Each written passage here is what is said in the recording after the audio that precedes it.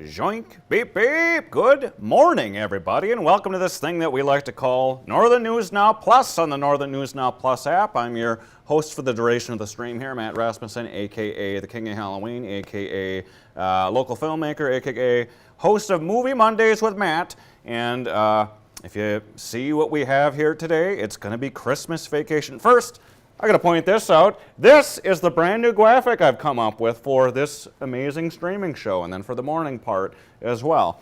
I'll tell you a little bit more about all this. I designed this myself. It's like a kind of a mishmash of all my favorite things that have happened over the years and some of my favorite episodes from the show so far. It only took 22 episodes of this show to finally get that, but hey, we're doing it. We're learning. We're figuring these things out. So thanks for tuning into the stream, by the way.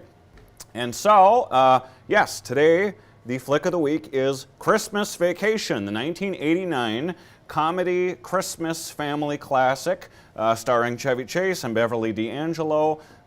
If you're like me, you watch this film with your family every year. This is a classic for us. It's not Christmas until we watch this film. You know what? We'll get more into Christmas Vacation in just a bit and why I chose that one.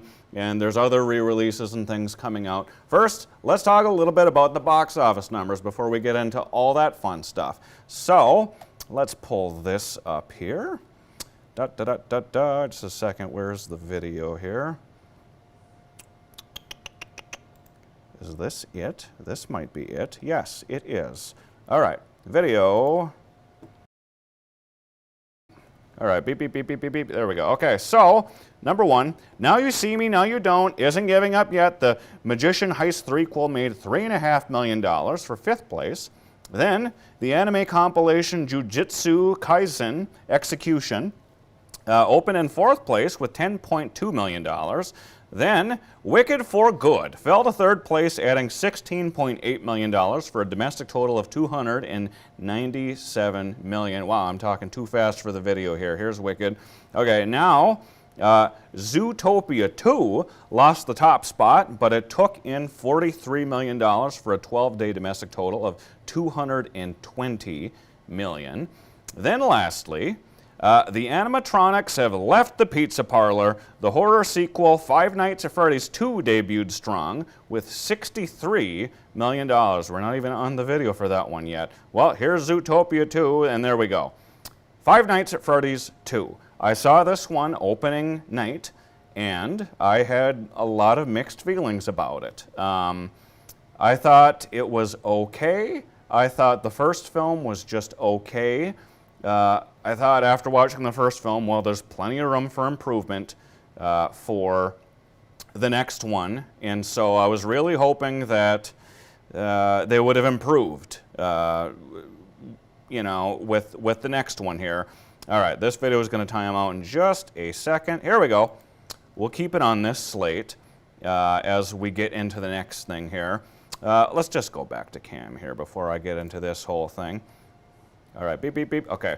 So, yeah, Five Nights at Freddy's 2, I thought it was okay. You know, I'm not the target demographic for it. I'm not one of these young gamer kids that grew up with the games. I played the games a little bit. They're okay. I get their appeal. The movie adaptation of it, you know, it was all right. There's some good people in there. Matthew Lillard is amazing, and I like Josh Hutcherson. And, you know, low-key, that was going to be my flick of the week. I teased ahead. I said it's going to be a horror film last week, and that was the plan. Then I was looking at it, and I was thinking about it, and after I watched Five Nights at Freddy's 2, I was like, you know, I'm kind of wishy-washy on it. I'm like, I don't know how excited I can get about doing an episode on that, and I tried writing some stuff, and there aren't a lot of memorable quotes and puns and things I could mine from, and so I was like, should I really be like forcing an episode on Five Nights at Freddy's 2, or should I lean into Christmas again and talk about the big screen re-releases that are coming out this week? And you know what? That's what won out. I was going to do Christmas Vacation like the following week, but bumping it up to this week helps because now that frees open something for next week, which will be related, and that's just the better route to go. So you're welcome. I'm doing Christmas Vacation instead of Five Nights at Freddy's 2. Quick another little thing about Five Nights at Freddy's 2. You know, again, I thought it was okay. One of my big complaints is that the script is kind of all over the place. It's rushed. It's a rushed movie, and you can tell. And that's, you know, that's kind of a problem. It's a bit of a, hey, what up there? Anyway, Madison, you derailed my train of thought. Yeah, go ahead. I don't know if everyone can hear it. Yeah, we're live now. Everybody, I'm so sorry to derail. It's like the Christmas Vacation. Doesn't go as planned. It never, yeah, and that's why we love that movie so much. Yeah, there's all kinds of little things. What do you think of my graphic? People pop up that don't, oh, that looks great. Not bad, huh? Not bad, yeah. Yeah, I was just gonna show everybody like what it all means and what it all is. And anyway, sorry, when you walked in, you were talking about the script was rushed. Thank you. Yes. God bless you. Yes. So, as Madison can attest, I was gonna talk about Five Nights at Freddy's 2 this morning, but decided, you know, the much more solid film is, of course, Christmas Vacation. So anyway, yeah, Five Nights at Freddy's 2, it was rushed, and they underutilized the characters. There are 3 new characters they introduced that are horror vets that I was very excited to see them have screen time. First of all, McKenna Grace, who's one of my absolute favorites. She's been in a million horror movies. She's in the new Ghostbusters movies as the female lead. She's amazing. Unfortunately, underutilized in this movie. She doesn't get as much screen time as you'd like, and you can tell her character's quite underdeveloped. Next, Wayne Knight, who is also horror royalty. He's in Jurassic Park. He's Dennis Nedry. He's the one stealing the embryos and all of that, Seinfeld, everything. Very iconic guy. Very underutilized. His character is a one-note character, and his motivation doesn't really even make sense. So, and again, he didn't get much screen time, and it was just disappointing what they did with him. Lastly, the big one, Skeet Ulrich is in this movie. And if you know him, he's from Scream. Billy Loomis, one of the original killers, who is also in a movie with one of the original killers again from Scream, Matthew Lillard. Those two back in the same film for the first time, I believe, since Scream. This should have been amazing, a huge deal. They should have had screen time together. They don't. Sorry to say, there's no screen time together with those two. And, you know, Skeet Ulrich is a little underutilized in this too. He kind of just has one scene, and he's cut short, and then it moves on to something else. And the movie just kind of jumps around and has all these mishmashed, half-baked ideas. And it never seemed to land on something that told you it's going in one direction, you know? So anyway, it's good for kids. I'm sure kids won't care because they lean deep into, you know, the lore of the games. And at times you feel like you're watching a video game. And they bring in a lot of stuff, you know, from the video games. But then the issue with that is it didn't translate too well for a film. So kids are going to love it. Obviously they do because it's #1 at the box office. And another minor complaint I had is they kept teasing ahead to part 3. They kept setting things up, and it was getting distracting. And it's like they're spending too much time trying to set up part 3, and they're not focusing on part 2, which clearly needed the attention. So, you know, and it's fine. The visuals are fine, and, you know, I feel like they needed more drafts of that script, and they needed to not rush it so much. And I know they wanted to get it out there because, you know, strike while the iron's hot, you know, the new generation, you know, the attention spans, let's get it out there while they're thinking about it. Also, there's a bunch of kids in the cast, and I'm sure they wanted to move forward quickly before they start to age too quickly.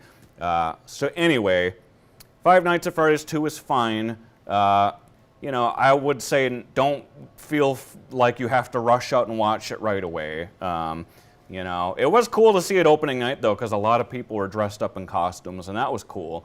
So again, it was an experience, but it wasn't for me. It was for fans of the games. So anyway, enough of Five Nights at Freddy's 2. I've talked too much about that. Let's talk about Christmas Vacation now. what is there to say about Christmas Vacation? It's one of the greatest holiday films of all time. Like I said, it's something that my family and I watch every year. We have to watch Christmas Vacation. It's not Christmas until you see it. There's something for everybody in this movie because we can all relate to getting together with your family for the holidays and the chaos that ensues when that happens. And there are other Christmas films out there that have that kind of premise, but this one is just pure insanity, and it's great. It's endlessly quotable is the other thing. So let's go right back to the full page graphic I had up a couple minutes ago here. And these are the big screen holiday re-releases that are opening this week around here. So we'll take a quick look at this. Joink. Mike. Okay, there it is. So, obviously starting with number one here, Christmas Vacation. And I'll talk more about that in a second. Then How the Grinch Stole Christmas. This is the 2000 version with Jim Carrey, and we got huge into that last week. That was the whole premise of last week's episode. Then The Polar Express, which a lot of people really like as well. And then the last two are White Christmas and It's a Wonderful Life. I mean, old classics, like way before our time, those classics. But they are classics nonetheless. And these last two films are showing at the Lakes Cinema up on the hill. The first three are going to be shown at the Marcus Cinema, kind of down by the William A. Irvin here. And so this got me excited, and this was another reason that I decided, like, Christmas Vacation is what this needs to be. All right, going back to cam, joink, beep, beep, beep. All right, so, get this prepped. All right, so back to talking about Christmas Vacation. I think the best thing to do is to kind of just recap the franchise a little bit. I don't know how familiar with some of you are with Christmas Vacation. Christmas Vacation is the third film in this franchise. So, and I didn't know that for the longest time. Like, I grew up knowing Christmas Vacation, and then I'd see, cover art. You see the iconic cover art of Chevy Chase and his family, and it's designed to look kind of like a Renaissance painting, and it's cool. I didn't know that those were related films, which is really cool. So, part one came out in the 80s, as did the main three. So part one is just called Vacation, and it's Chevy Chase, Beverly D'Angelo as Clark and Ellen Griswold, and they're going cross-country to Wally World, which is a substitute for Disney World. And they have their kids with, and they're just, it's a road trip, and it's just insanity. There's always something that happens, and it's very funny. There's a lot of touching moments. A lot of stuff hasn't quite aged well in this one or some of the further ones, but it's still a fun watch. And that is also our introduction to Randy Quaid as Cousin Eddie. And he kind of stole the show in that movie, honestly. We all have a relative kind of like Cousin Eddie. So everyone can relate to that, and it's good to see that dynamic play out. He didn't get a lot of screen time, but don't worry, they fixed that in further installments. So, Vacation came out. It's kind of the first big franchise that Chevy Chase was attached to, and it's like he is a very bankable star at this point. So eventually they move forward with the second one, which is called European Vacation, and the Griswolds won a European Vacation on a game show. And so they're just kind of going all around, London and just all over the place. A lot of colorful, kooky characters they're running to there. Now, unfortunately, no Cousin Eddie in that one. But it's a very, very fun movie as well in its own right. There's also some moments that haven't aged too well and some raunchy moments and stuff. But that's what to expect from these 80s comedies. Then, after that was a gigantic success, they greenlit Christmas Vacation. And that's the one where they stay at home, and Clark wants to have his first big Christmas vacation in the Griswold house for the first time he's hosting. So his dad comes over, and he's carrying on the tradition from his dad, his mom, and then, you know, the extended family. And of course, Cousin Eddie shows up. I'm guessing uninvited, because Clark is so shocked to see Cousin Eddie, and that he just keeps saying, Eddie? Eddie? Eddie? And he just can't, it's great. Yeah, just everything about Christmas Vacation is so quotable, too. I had a very difficult time this morning, like writing the scripts and figuring out what bits to use where, and the teases and the sign off, and what quotes am I going to use. There's so many quotes. There's so many quotes. A fun one I didn't get to use is the blessing. What's his name? Uncle. I'm drawing a blank, but you know, he's got the stogies. Him, and then he also says at one point, you wouldn't be able to hear a semi driving through a nitroglycerin plant. That's a fun one. Anyway, too many good quotes. We could have made many an episode based on just Christmas Vacation alone. So, check out Christmas Vacation if you haven't. It is a little raunchier, so it's not for children per se. There's a lot of language and things like that. But it is a classic nonetheless. And yeah, some things haven't aged well, but it's still a classic. And if you're like me and my family, we must watch that one every year, along with A Christmas Story and Ernest Goes to Christmas, aka Ernest Saves Christmas. Those are our three holy Christmas films we have to watch every year. So there's those. Then after Christmas Vacation was a smashing success, then they made Vegas Vacation in the 90s. And they go back on another road trip, of course, to Vegas. And that was a fun one, too. I always appreciated that one growing up. That one's the one that people don't like as much, and it's the last one in that original run of films. And that kind of just put a cap on the series. And then, you know, then Chevy Chase just kind of started fading away a little bit. And, you know, he kind of hit a career lull. And there was just nothing more for the longest time. Until, this is a bad one. This is a bit of a deep cut, too. I don't know if you guys know about this. There was a sequel to Christmas Vacation called Christmas Vacation 2, Cousin Eddie's Island Adventure, I do believe. And it was a direct-to-video, horrible thing that is kind of unwatchable. And I think that came out in 2003, if I'm correct. And that was just National Lampoon when they were just throwing out whatever they could on video, and it had to be raunchy, and you know, the college crowd they were appealing to. And it just, a lot of the stuff that they came out with at that point in time just wasn't good. And at this point, they were like, let's squeeze this a little bit. The Christmas Vacation thing, clearly it's a classic. You know, who do we have? Maybe they couldn't get Chevy Chase back, who knows? But they pursued Cousin Eddie, and it's not good. It is not good. It's a sight to behold. Watch it if you're a completionist and you want to see all the Christmas Vacation movies and the vacation movies in general, and watch it if you're a fan of Randy Quaid. I don't think it was particularly best work in Christmas Vacation 2, Cousin Eddie's Island Adventure. There was room for improvement on all fronts, I'm sorry to say. So, again, watch that one only if you're a completionist. We'll tuck that in there.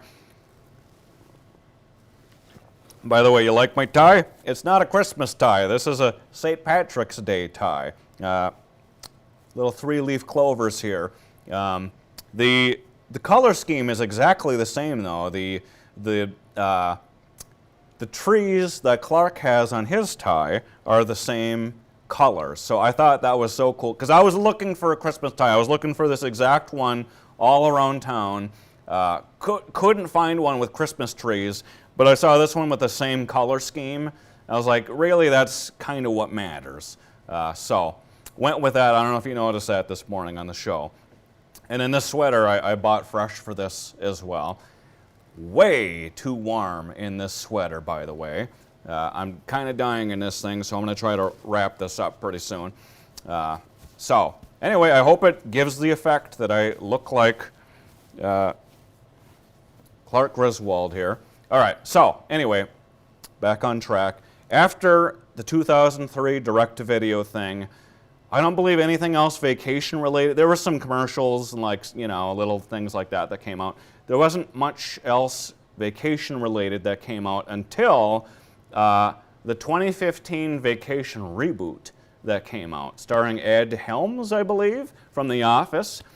He plays a grown-up version of Rusty who wants to relive his vacation with his family, just like in the first film. So he's taking his family cross-country to Wally World as well. And everything's new and different, and there's technology and all this stuff.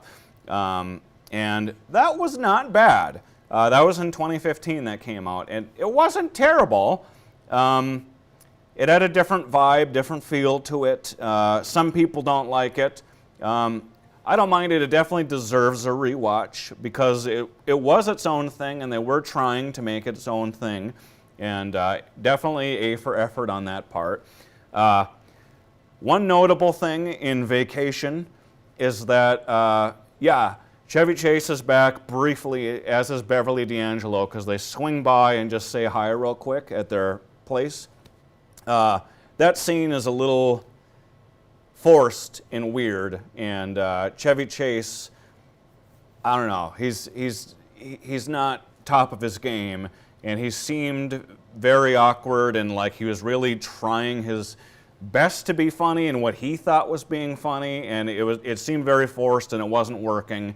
That scene kind of didn't work, but obviously it's in there so that we get to see Chevy Chase many years later. It was weird, but it's very noteworthy, that part. So that is the Vacation franchise up to this point, as far as I understand it. So check them all out. Check them all out. They're all fun. There's also like a campaign of commercials that came out, and they all reunite, and that was a fun thing. So there's your Vacation recap for now. What else can we talk about here? Boop, boop, boop, boop, boop.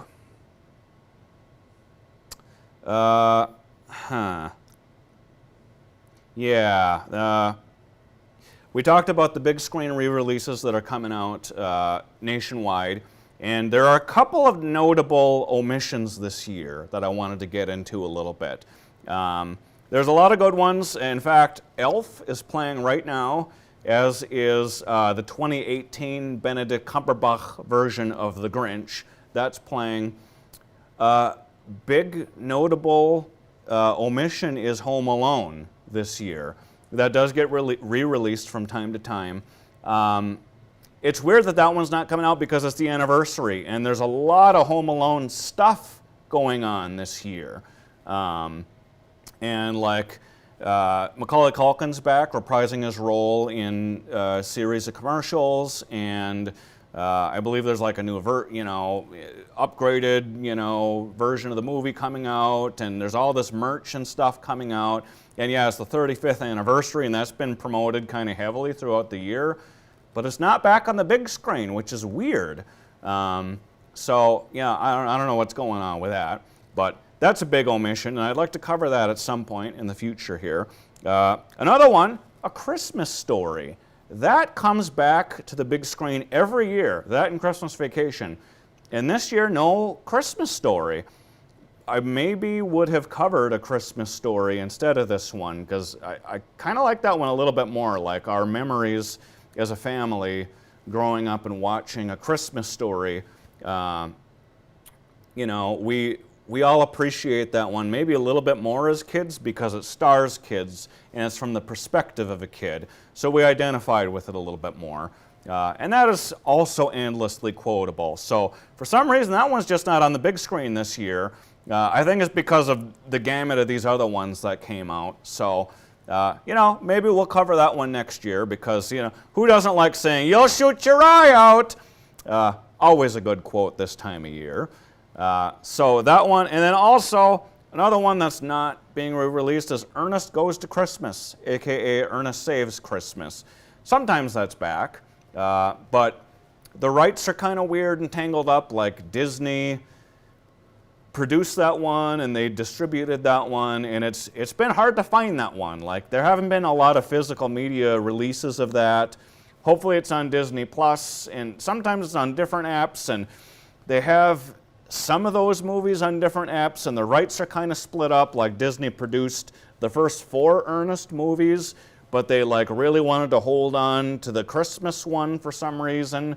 So those are kind of difficult to find from time to time. I'd like a big box set on DVD. That would be great.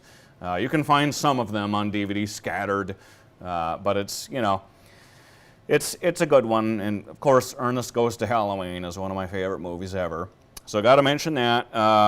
Lastly, before we end the stream here, this is a very long episode. Normally we throw it a break, but we don't have the luxury of doing that today. So I'm going to show you one quick little thing here before we head. Let's just go to full page, joink. So this is the new graphic I've designed for this particular show. Very excited to showcase this. This is a mishmash of some of my favorite career highlights thrown together with some of my favorite characters I've portrayed on this particular show over the last few months we've been doing this. It's been almost 6 months that I've been doing this show. Let's turn the bug off. Here we go. Just covering up my face there. So from the top, the very top one on the left, that is from my documentary, the Goosebumps, The Saga of Scares, where I played R.L. Stine in that one. Would this be easier if I was back on cam? Joink.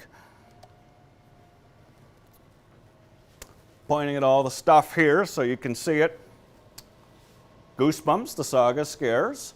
And in this one, I was just a Ghostbuster in a documentary about our team, the Twin Ports Ghostbusters. That is streaming on a few different platforms here.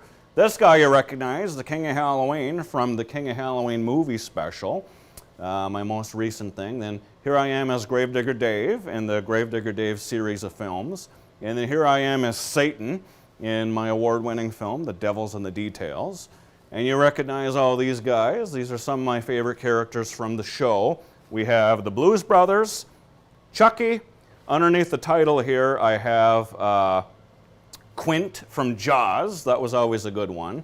And then this was the day of the Halloween special where I was showcasing John Carpenter's Halloween back on the big screen. And then Back to the Future, just a few weeks ago, that one. And then lastly, we have a few different stills here. This is from Beyond the Northwoods, where I played the villain in that one. And then this was me playing the Flash in a commercial. This is from my short film, The King of Halloween's Scary Stories, Chapter 1. This is from my first full-length feature called Spooked in Bridgewater. And then this is a still from the Warner Brothers 2005 Charlize Theron film, North Country. With Woody Harrelson and like a whole team of A-listers, and I got to be an extra in that movie. It was my first film experience doing anything, so that was kind of a huge deal for me to kind of see how film works as they invaded my hometown, Virginia, Minnesota in 2005 and started making this movie about miners, and you know, it was a really cool experience to be part of that. I was in a few different scenes in there. If you look really close, you can see me, but that was like my claim to fame when I was in college. Like, hey, I was in this Warner Brothers movie called North Country with Charlize Theron. I got to like hang out with them a little bit and talk with Charlize Theron and Woody Harrelson and Jeremy Renner. Like, we really rubbed elbows. This was before he was, you know, Hawkeye or a big name. It was awesome, to say the least. So those are a few of my highlights there, and this is the official graphic moving forward, I guess. I'll try to have it up in the monitor here for every streaming version of the show. And so, that concludes this gigantic episode of Movie Mondays with Matt here. To tease ahead, more Christmas-related films, more Christmas re-releases are what will be on the docket for next week. And that will be the show. So, thank you for bearing with me in this gigantic episode, everybody. Let's see. Yeah, that's about it. Once again, thank you for tuning in. And until next week, stay spooky, my friends.